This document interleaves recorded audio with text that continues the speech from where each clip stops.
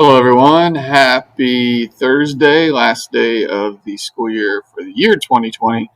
So I'm just going to go over some things that we're going to be doing in class today just to make sure you know everything that should be turned in. If you're missing assignments, you make sure you're looking at those things and getting those things turned in before we come back January 4th so that everybody's caught up when we come back. So anything that's out there right now can still be turned in for most of the credit. But let's talk about the Superbugs lab.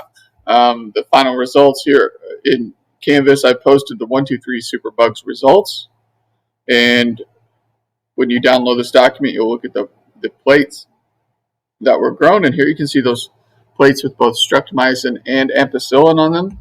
And your wonderful designs. Some of you guys made some really good designs. Some may not have turned out so well if like the liquid started running across them. But we see some beautiful designs of snowman and snowflakes and different things like that. And then the ampicillin plates, we also saw growth there. I think we predicted that we wouldn't see results on those. And then streptomycin plates. So growth happened everywhere.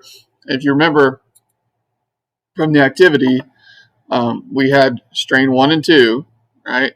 Strains 1 and 2. We're going to go through this one more time. Where you had E. coli 1 has a gene on the chromosomal DNA for strep resistance. E. coli 2 has a gene on the plasmid DNA for AMP resistance. All right, so we've mixed those two together, plated them, and now we have basically E. coli 3 that's resistant to all of it. And so if you look in the 1, 2, 3 student workbook, which is the Attack the Superbugs, the only thing right now that you should not have done would be this box. And so after looking at that, you should see growth on all of them.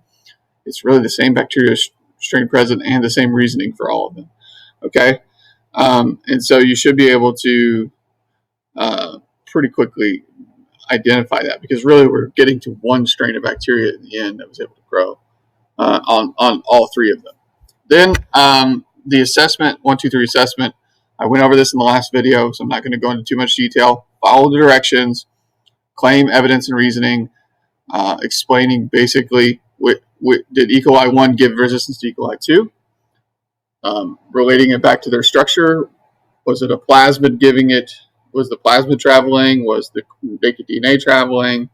And then was it through the process of conjugation, transformation, or transduction? Like, how do you know that? So that's really what this is all talking about. Summarizing what happened in the lab activity.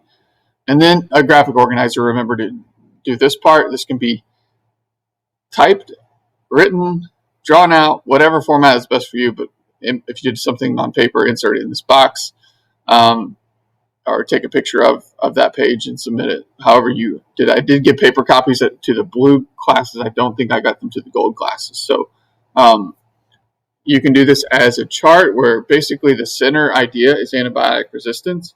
So we have antibiotic resistance, and then we have essentially in this chart, you're going to talk about summarize with a visual or with a summary or bullet points, whatever you think is going to help display it the best.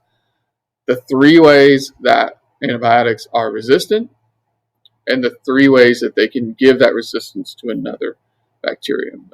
Not the antibiotics are resistant. That bacteria are resistant to antibiotics. So 3 ways the bacteria are resistant to antibiotics, which are these, hint. And then the 3 ways that bacteria are able to transfer resistance to antibiotics from one to another. And that's these 3. And then these terms should be worked in as well. So like highlight or underline those words as you use them. And from there, with descriptions, by looking at this diagram, I should be able to see that you understand the methods of transfer and the methods of resistance related to antibiotics. That, remember, it goes in the test grade, the assessment category, so it's worth more than a classwork assignment. All right, and then 1, 2, 4, the antibiotics fail. Okay, submit this as well. I think everything is pretty self-explanatory on that. And turn that into Canvas as well. All of that is due on the 17th, so make sure you get that in as soon as you can. And that is all. I hope you have a great break. Relax a little bit. Hopefully you got in the snow a little bit yesterday. I think we're going to see some more snow soon.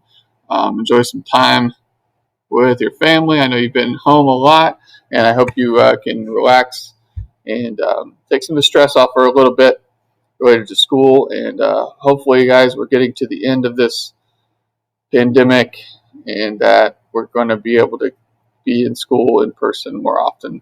Really hoping things will start 2021. Things will hopefully start to get back to normal not too far into next year. So take care, and I'll see you in 2021. So let me know if you have any questions. See ya.